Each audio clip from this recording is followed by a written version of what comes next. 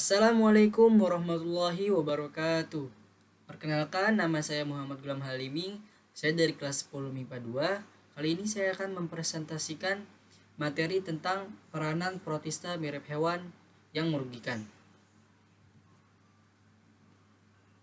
Protista mirip hewan sering disebut juga sebagai protozoa. Berdasarkan alat gerak, protozoa dibagi menjadi rhizopoda, flagellata, ciliata, dan sporozoa.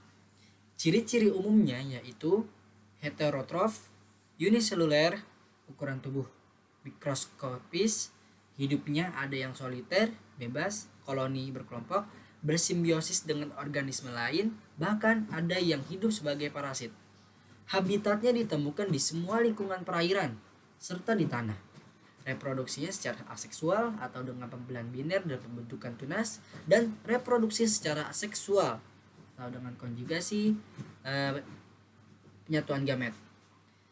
Kemudian memiliki alat gerak berupa kaki semu, bulu getar, dan bulu cambuk. Nah, dari keempat jenis protozoa, saya memilih flagellata. Berikut penjelasannya. Flagellata atau Mastigopora. Flagellata dalam bahasa Latin ialah berasal dari kata flagel, yaitu cambuk. Sedangkan Mastigopora dalam bahasa Yunani terdiri dari kata mastig, yang berarti cambuk, dan poros yang berarti gerakan. Ciri-ciri umumnya yaitu alat gerak berupa bulu cambuk, berkembang biak secara aseksual, pembelahan biner, hidup bebas di lingkungan berair, bersimbiosis dan parasit, bersifat mikroskopis, uniseluler atau berkoloni, dan dibedakan menjadi dua kelompok, yaitu yang pertama ada Phytoflagellata. Phytoflagellata adalah flagellata yang memiliki klorofil sehingga dapat melakukan fotosintesis. Contohnya seperti Euglena viridis, Noctiluca miliaris, dan Volvox globator. Kemudian yang kedua ada Zooflagellata. Zooflagellata adalah flagellata yang tidak memiliki klorofil dan menyerupai hewan. Contohnya seperti Trypanosoma gambiens, Trypanosoma brucei, Trypanosoma evansi, dan Trichomonas vaginalis, Leishmania donovani, dan Trichonipa campanula.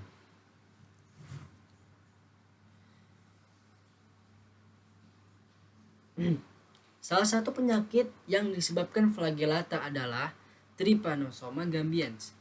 Penyakit tidur atau yang lebih dikenal dengan trypanosomiasis merupakan gangguan kesehatan yang banyak terjadi di benua Afrika. Menurut laporan WHO, penyakit yang sering kali diderita penduduk di pedesaan miskin ini sangat mematikan. Bahkan penyakit tidur menjadi penyebab kematian tertinggi di sejumlah negara Afrika seperti Angola, Kongo, serta Sudan pada epidemi terakhirnya, di mana angkanya melebihi HIV atau AIDS. Penyakit tidur merupakan gangguan kesehatan yang disebabkan oleh parasit Trypanosoma brucei. Dapat menginfeksi hewan mamalia maupun manusia. Parasit mematikan ini disebarkan melalui gigitan lalat tsetse. Tidak hanya satu, terdapat dua jenis parasit Trypanosoma brucei di mana masing-masing memberikan efek infeksi yang berbeda, yaitu Trypanosoma brucei rhodesiensis dan Trypanosoma gambiens. Gejala yang ditimbulkan. Gejala mulai muncul 3 minggu setelah terkena gigitan lalat tsetse dan terbagi dalam 2 tahapan. Tanda-tanda yang muncul pada tahap pertama ketika Anda terinfeksi penyakit tidur meliputi badan tidak fit, muncul kekecil pada kulit dalam waktu 5 hingga 10 hari setelah gigitan lalat tsetse, namun tidak menimbulkan rasa sakit. Kemudian pembengkakan kelenjar getah bening di ketiak dan selangkangan. Demam intermiten, suhu tubuh kadang-kadang kembali normal selama beberapa jam dalam sehari. Detak jantung lebih dari 100 kali per menit. Ruam kulit gatal dan biduran. Edema atau pembengkakan anggota tubuh akibat penumpukan cairan. Kemudian nyeri otot, sakit kepala, penurunan berat badan, dan mengalami masalah pada organ tubuh seperti limpa, hati, jantung, serta mata. Sementara itu, Tahap kedua menjadi fase yang paling berbahaya. Gejala tahap kedua biasanya muncul kurang dari 1 bulan setelah penderita terinfeksi Trypanosoma brucei maupun 1 tahun bila terinfeksi Trypanosoma brucei gambians. Beberapa gejala yang muncul pada tahap ini antara lain gangguan makan yang berujung pada penurunan berat badan, kemudian berkurangnya kepekaan terhadap rangsangan, tremor, dan peningkatan tonus otot. Kemudian perubahan perilaku seperti mengalami psikosis, gangguan bicara, hingga kejang.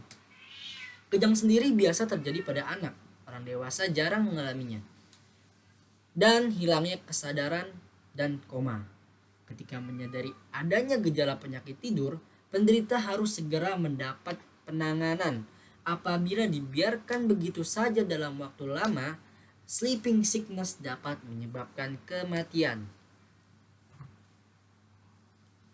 Nah, berikut adalah gambar Trypanosoma gambians dan contoh orang yang terkena penyakit tidur yang disebabkan oleh lalat tsetse. Ya, terima kasih. Sekian penjelasan dari saya. Semoga dapat dipahami dan bermanfaat. Kurang lebihnya mohon maaf. Wassalamualaikum warahmatullahi wabarakatuh.